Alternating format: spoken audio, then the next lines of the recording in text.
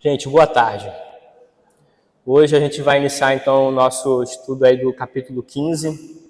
A gente vai falar basicamente sobre 3 perguntas que correspondem à questão do arrependimento, da fé em Jesus Cristo e da palavra de Deus. E para começar aqui o nosso estudo, eu vou ser bem honesto com vocês, né? Esse catecismo ele foi escrito há muito tempo.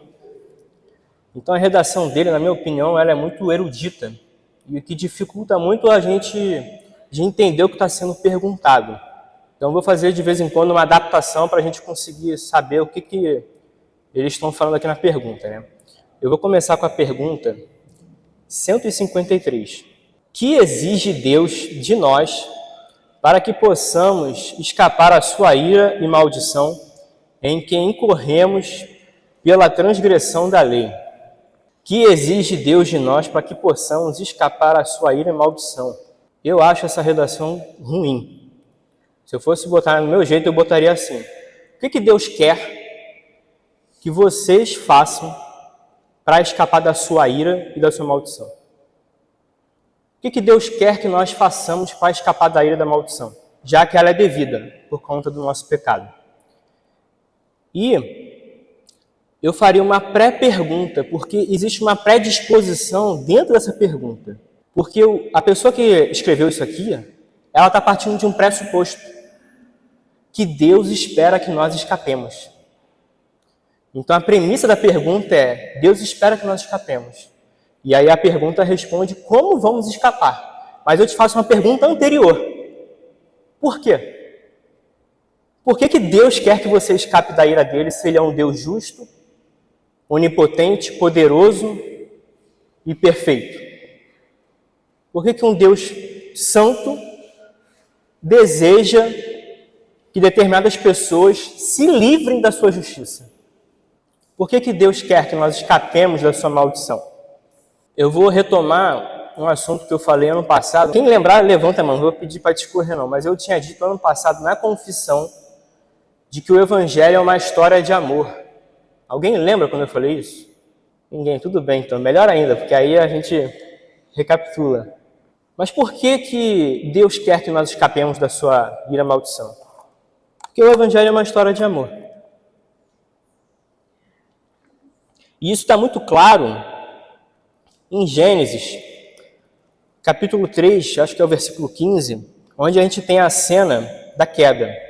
E Deus, então, sentencia a mulher, né, a humanidade e o diabo, e faz uma promessa, que dali nasceria da mulher uma semente, que no caso sabemos que é Jesus Cristo, e que essa semente ela esmagaria a cabeça da serpente, que representa o diabo e o seu reino. E imediatamente após, acontece uma coisa diferente, quando acontece a queda. O que acontece imediatamente após Deus sentenciar a humanidade? Deus vai e cobre a nudez do homem e da mulher. Então o que a gente pode perceber aqui? Que o homem, ele está o tempo inteiro sendo cuidado por Deus. Que Deus, apesar de saber que nós pecaríamos contra ele, que nós o trairíamos, ele se submete, se sujeita, se humilha, né? Um Deus do tamanho de Deus se submete a ir ao nosso encontro para nos cobrir da nudez. Eu estava falando com a colega mais cedo sobre isso, né? Uma analogia perfeita, na minha opinião, sobre essa cena é a seguinte. Você vê um casal que está num ato, né, libidinoso ali, em adultério, e o marido da mulher aparece. O que geralmente acontece numa cena dessa? O homem sai no tapa com o outro, ou então pega a mulher pelos cabelos e faz qualquer coisa ali, mas que não ame a ela. Se fosse com Deus, parafraseando essa cena, é como se Deus fosse ao encontro dessa mulher, cobrisse a nudez dela e levasse ela para o lugar para ela ser tratada. Então, eu acho que isso é muito bom, para não dizer maravilhoso, porque Deus faz o tempo inteiro isso conosco. O tempo inteiro Deus toma conta de nós. E ele faz isso de uma maneira tão majestosa e misericordiosa que ele vincula o seu nome ao seu povo para que o seu nome não seja deturpado ou corrompido por conta da sua promessa. Então Deus a todo momento vai em busca do ser humano para nos livrar. E eu trouxe aqui algumas breves menções na Bíblia que falam sobre essa verdade. O próprio profeta Isaías, capítulo 48, do versículo 9 a 11, ele diz: por amor do meu nome, retardarei a minha ira, e por causa da minha honra, me conterei em relação a você, para que eu não venha a exterminá-lo. Por amor de mim, e ele repete, por amor de mim é que eu faço isso. Pois como seria profanado o meu nome? Não daria a mais ninguém a minha glória. Em Ezequiel, capítulo 20, versículo 9, o que fiz, porém, foi por amor do meu nome, para que não fosse profanado diante dos olhos dos gentios, no meio dos quais estavam, a cujos olhos eu me dei a conhecer a eles, para os tirar da terra do Egito. E o salmista, sabendo dessa verdade, dessa história de amor que Deus tem por nós, ele se aproveita e se apropria dessa verdade, e ele fala numa oração: Senhor, por amor do teu nome, Senhor, perdoa a minha iniquidade, que é grande. Não obstante, ele os salvou por amor do seu nome, para fazer conhecido o seu poder. E talvez um dos versículos mais famosos no mundo, no Salmo 23. Refrigera a minha alma, guia-me pelas veredas da justiça, por amor do seu nome. Então aqui a verdade é essa, que existe um evangelho, existe uma história de amor de Deus conosco, e ele fez uma loucura. Ele morreu em nosso lugar. E por que eu estou falando isso? Porque essa é a resposta da minha pré-pergunta. Por que Deus quer que nós sejamos salvos? Por causa disso. Porque Ele nos ama. Aí agora a gente pode perguntar como Deus quer que nós nos livremos dessa ira, dessa maldição, já que Ele nos ama. E aí a gente vai então finalmente ler a resposta dessa pergunta. Vamos lá. Resposta. Para escaparmos à ira e maldição de Deus, em quem incorremos pela transgressão da lei, Ele exige de nós o arrependimento para com Deus, fé em nosso Senhor Jesus Cristo e o uso diligente de todos os meios exteriores pelos quais Cristo nos comunica os benefícios da sua mediação. Então, resumidamente, Deus espera 3 coisas de nós para escaparmos da sua ira: arrependimento, fé em Jesus Cristo e o uso diligente de todos os meios exteriores. O que a gente pode aprender dessas 3 questões aqui? A primeira é que, por conta do seu amor, Ele decretou na eternidade que nós fôssemos salvos. É a questão da história de amor. Segundo, que Ele estabeleceu 3 meios para que isso fosse possível. Nós nos arrependamos, creiamos em Jesus e usemos de forma diligente os meios externos da sua comunicação, da sua mediação. E aqui, a primeira observação sobre essa questão do arrependimento é que não se está fazendo uma vinculação a um determinado tipo de pecado. Nós não estamos aqui dizendo que você tem que parar de fazer isso ou aquilo, porque não raras vezes, e talvez de forma inconsciente, nós associamos salvação à conduta moral, a estarmos sempre vinculando santidade a uma redenção moral. Não é que isso não seja de todo verdade. O crente que se santifica, que evolui no seu processo de amadurecimento, ele tem essa inclinação para a lei de Deus.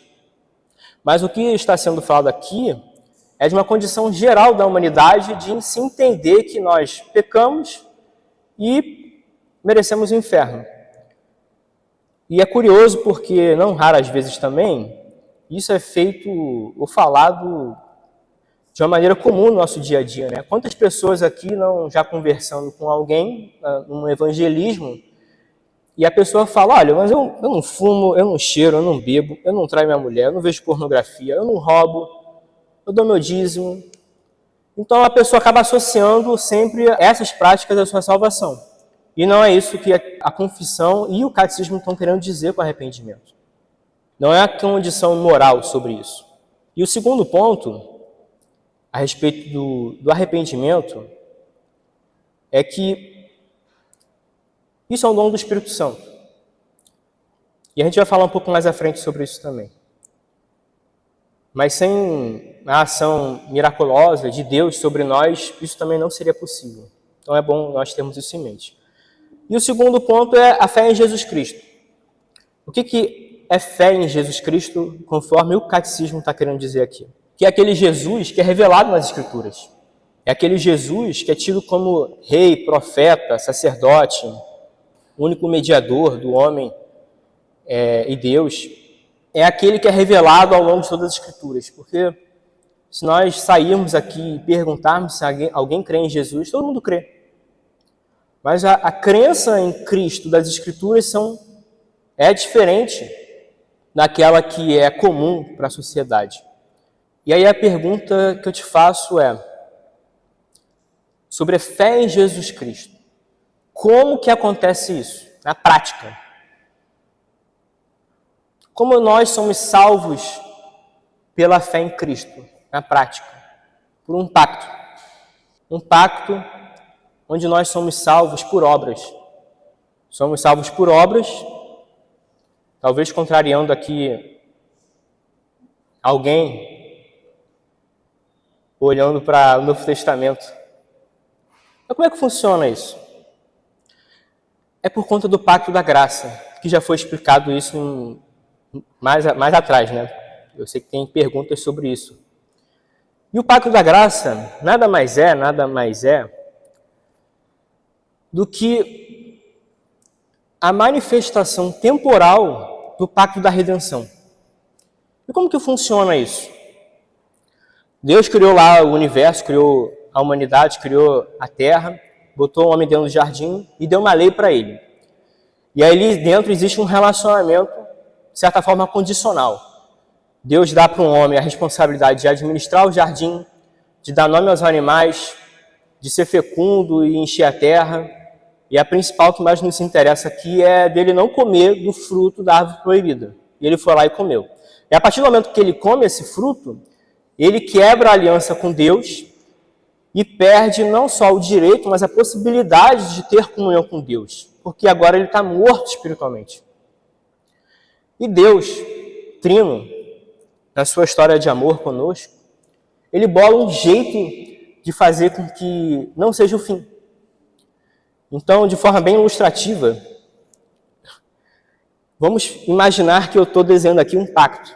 É um círculo. E aqui eu tenho um círculo que eu posso chamar de pacto das obras. E ali está Adão, está Eva, onde ele tem que cumprir essa lei para poder, então, estabelecer esse relacionamento com Deus e amadurecer ele. E ele não teve tempo suficiente, né? Por causa da queda. Então, o Filho encarna em forma de homem para se submeter ao pacto das obras na condição de homem, cumpre o pacto porque Jesus não veio para abolir a lei, ele veio para cumprir a lei, adquire o direito de estar perante Deus, de ter comunhão com Deus. E o que ele faz na sua graça? Dentro do pacto das obras, tem um pacto da graça. Aí Jesus ali dentro, ele pega você que está morto aqui e arrasta para dentro desse pacto. E aí quando você é arrastado para dentro desse pacto, você volta a ter vida por conta de Cristo.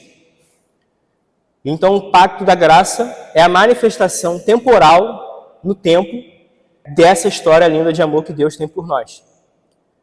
E aqui a gente tem diversas doutrinas. A gente tem a questão de nós estarmos intimamente ligados a Jesus, a necessidade de estarmos enxertados nele, porque ele é a videira e nós somos os ramos.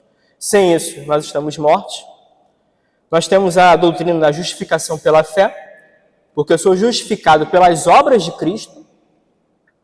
A imputação do nosso pecado, a questão de Lutero, quando ele diz que existe uma espécie de troca feliz, onde o homem dá as suas obras ruins para que Deus se submeta à maldição e à ira, né? Jesus se submeta à maldição e à ira do próprio Deus, e Jesus entrega as suas obras perfeitas para o homem, para que ele possa então se submeter à sua justificação e através disso ter o direito de ter um contato com Deus. Isso é fé em Jesus Cristo. Fé em Jesus Cristo. E os meios exteriores? O que seria? É mais fácil a gente ler a pergunta 154, porque a gente está na primeira pergunta ainda, tá, gente? Deus tem 3 meios de fazer com que nós escapemos da sua ira: arrependimento, fé em Jesus Cristo e os meios externos. E a pergunta 154 diz: quais são os meios exteriores pelos quais Cristo nos comunica os benefícios da sua mediação? São 3. Resposta: os meios exteriores e ordinários pelos quais Cristo comunica à sua igreja os benefícios de sua mediação são todas as suas ordenanças, especialmente a palavra, os sacramentos e a oração. Todas essas ordenanças se tornam eficazes aos eleitos em sua salvação. E a gente pode fazer a pergunta: por que são meios exteriores? E no comentário do Catecismo, existe uma diferenciação que se trata da questão interior. Porque o meio interior é operado pelo Espírito Santo, através de uma questão extraordinária.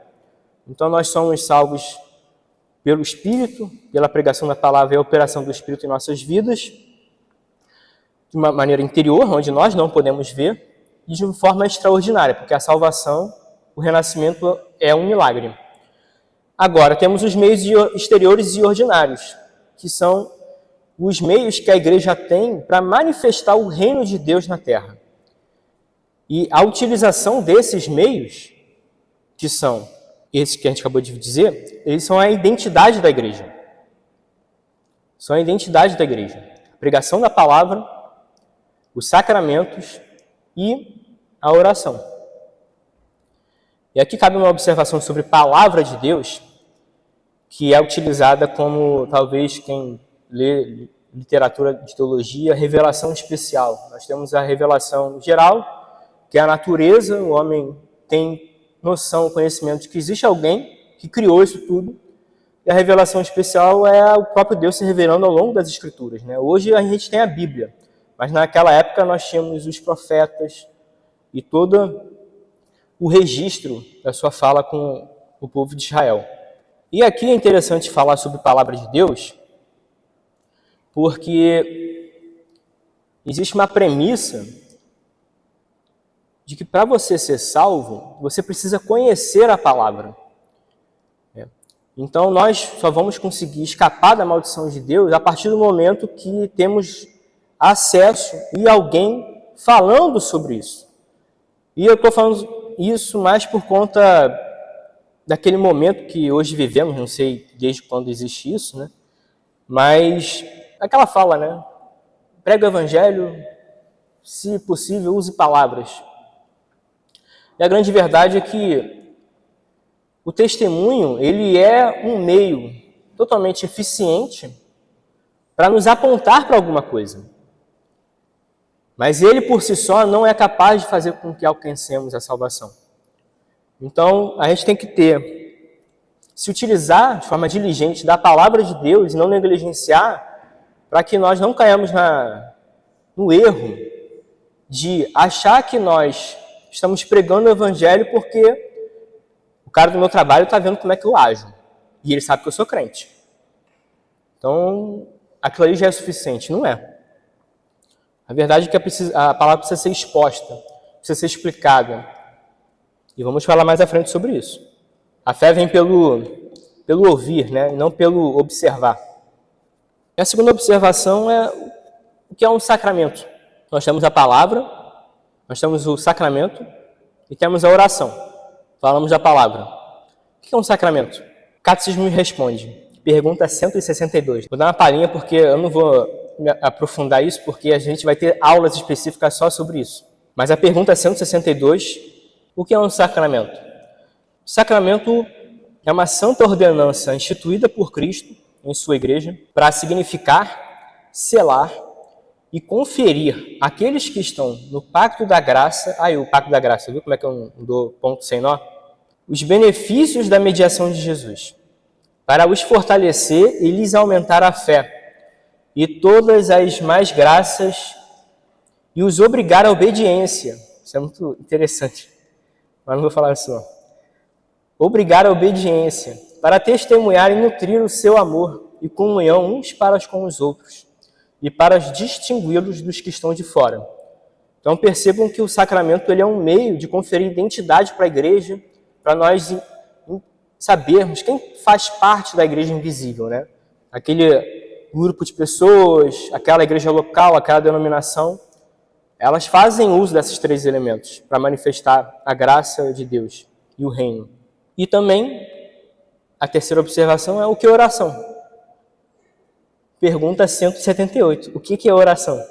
Oração é um oferecimento de nossos desejos a Deus, em nome de Cristo, e com o auxílio de seu Espírito, e com a confissão de nossos pecados, e um grato reconhecimento de suas misericórdias.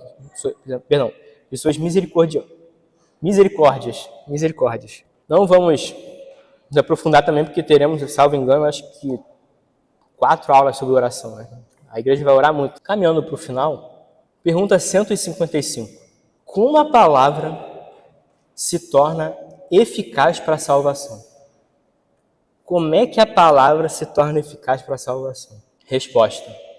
O Espírito de Deus torna a leitura, especialmente a pregação da palavra, um meio eficaz para iluminar, convencer e humilhar os pecadores, para lhes tirar toda a confiança em si mesmo e os atrair a Cristo, para os conformar à sua imagem e os sujeitar à sua vontade, para os fortalecer contra as tentações e corrupções, para os edificar na graça e estabelecer os seus corações em santidade e conforto mediante a fé para a salvação. Então, aqui a gente tem um ápice, que a palavra é isso tudo. Como é que ela opera para a salvação? Então, tudo diz respeito à palavra. Sem palavra, nós não temos nada disso aqui. Sem palavras, nós não temos pacto da graça. Nós não temos Jesus encarnando. Não temos Ele morrendo pelos nossos pecados. Nós sendo levados ao arrependimento e salvos. Não temos mudança de vida. E o que a gente pode aprender dessa resposta é que a palavra de Deus é usada pelo Espírito, então, para iluminar os pecadores, para lhe conceder conhecimento da verdade. Eu estava falando recentemente com um irmão exatamente sobre isso, sobre essa autopercepção, sobre você saber quem você é e você ter a humildade para lidar com as questões do seu dia a dia, na sua convivência diária, porque você depende disso para se moldar a Cristo. Então, a pessoa que tem autopercepção de quem ela é, de como que ela é orgulhosa, de como que ela é mesquinha, como que ela é avarenta às vezes, né? Se nós tivermos autopercepção, Deus opera em nós, porque nós conhecemos a palavra e a palavra é capaz de nos renovar. Ela é capaz de fazer com que nós, pecadores, nos arrependamos e sejamos atraídos por Jesus. É um meio do Espírito Santo nos conformar à imagem e semelhança de Jesus. E é o principal meio de nós sermos fortalecidos para vencer Satanás, vencer a nossa carne, as nossas tentações e as nossas provações. O catecismo, ele quando diz pregação, principalmente por conta da pregação da palavra, ele fala isso porque existe um entendimento de que a palavra pode ser anunciada de duas formas. Ou você prega a palavra, ou você ensina a palavra. E de uma forma bem didática e objetiva, o que a gente está fazendo aqui agora é ensinar a palavra. Eu estou ensinando a palavra, né? Estou comentando com vocês alguns versículos, um emaranhado de versículos que correspondem a umas verdades. E aqui a gente, embora não pareça, existe um diálogo aqui. Existe toda essa questão de reciprocidade, de você estar ensinando a palavra, estar explicando, né? E a pregação nós teremos mais tarde, um culto formal, um culto solene, onde existe uma liturgia que permite uma exposição diferenciada dela. As duas formas têm liturgias, e muitas vezes elas se misturam. Uma pregação tem ensino da palavra, e um ensino às vezes tem a pregação. Né? Alguém pode se converter aqui agora com a minha fala. Então, é um meio só o catecismo trabalhar modos diferentes, né?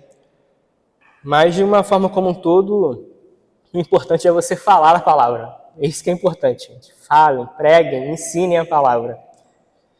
E caminhando para o final, essa parte aqui foi o que mais eu tive um prazer, assim, porque eu fiquei meditando sobre isso. Nós somos chamados para sermos testemunha da palavra. E a pergunta que eu te faço é, você é testemunha de Jesus? Porque uma coisa é você explicar para alguém que Jesus é Deus encarnado, Ele veio ao mundo para salvar você dos seus pecados. É como se você estivesse falando de alguém distante de você. Quem aqui, em algum evangelismo, ou em algum momento de conversa, não dá um testemunho do que Cristo fez na sua vida? Porque eu acho que falta isso. Porque, eu não sei porquê, mas a gente desassocia o poder do Evangelho na nossa vida com o que Deus fez para a humanidade. Então, você quer falar de Jesus, mas você é como se estivesse tirando seu corpo fora. Você deixa de ser uma testemunha e você se torna um professor. O que é muito pouco. Porque qualquer um pode ensinar isso que eu estou falando aqui. É só você pegar um livro de teologia e ler aqui os parágrafos e estou falando para você.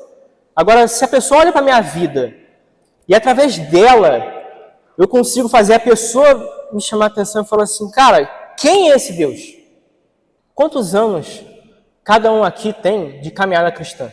Talvez você saiba o que é infralapsariano, supralapsariano. Talvez você saiba qual é o pensamento teológico, soteriológico ou pneumatológico do Calvino, do Bavinck, do Joel. Talvez você saiba o que é apolinarianismo e natureza tricotômica. Né? Eu aprendi essa no grupo dos homens, eu não sabia. Mas talvez você saiba o que é isso. Mas aí eu te faço uma outra pergunta. Você sabe a história da redenção? Você sabe a história da Escritura? Você sabe o que aconteceu entre Sete e Moisés? Entre Sete e José? Se eu lançar um versículo, você sabe onde aquele versículo está escrito? Você não precisa decorar o versículo. O meu ponto é, você conhece a sua história? Porque essa história é nossa. Quando você vai falar do Evangelho, você tem autoridade para falar diante da sua história de caminhada cristã? Porque é a palavra. É através da palavra que a gente consegue ter isso. Você se acha no Antigo e no Novo Testamento? Sua família sabe que você sabe? Te ensinaram isso quando era criança? Porque em Deuteronômio fala que nós devemos ensinar isso aos nossos filhos. Sua esposa sabe que você pode explicar para ela essa história? Dos personagens, dos conflitos dentro de Israel, que Israel é uma pessoa. Existe gente que não sabe que Israel é uma pessoa. Seus filhos vão poder ouvir de você qual é a história do Evangelho, a história de amor que eu falei mais cedo. O apóstolo Paulo diz, na segunda carta ao Timóteo, capítulo 3, versículo 16 e 17, toda a Escritura é inspirada por Deus e útil para o ensino, para a repreensão, para a correção, para a educação na justiça, a fim de que o homem de Deus seja perfeito e perfeitamente habilitado para toda boa obra. Deus quer que nós sejamos salvos. Deus quer que nós escapemos da sua ira. Como? Por quê? Falamos disso hoje. E um dos meios é a palavra. Caminhando para o final, sobre isso tudo que nós falamos, sobre arrependimento, sobre fé em Cristo, sobre meios exteriores, sobre palavra, sobre sacramento e sobre oração. Essas duas vão ser mais aprofundadas depois. É possível que alguém aqui não ache teologia tão indispensável assim. Algumas outras pessoas talvez não priorizem as escrituras, mas eu vou ser bem honesto com você. Eu nunca conheci uma pessoa que exale perfume de Cristo e que não tenha profunda intimidade com o texto bíblico. Como é que você está em relação a isso? A palavra de Deus é conhecida? Alguém sente o meu cheiro e não sente o meu cheiro, sente Cristo no meu cheiro? Parafraseando o Tim Keller, né? Talvez o que falta para a gente passar o evangelho daqui para cá. Que Deus nos abençoe.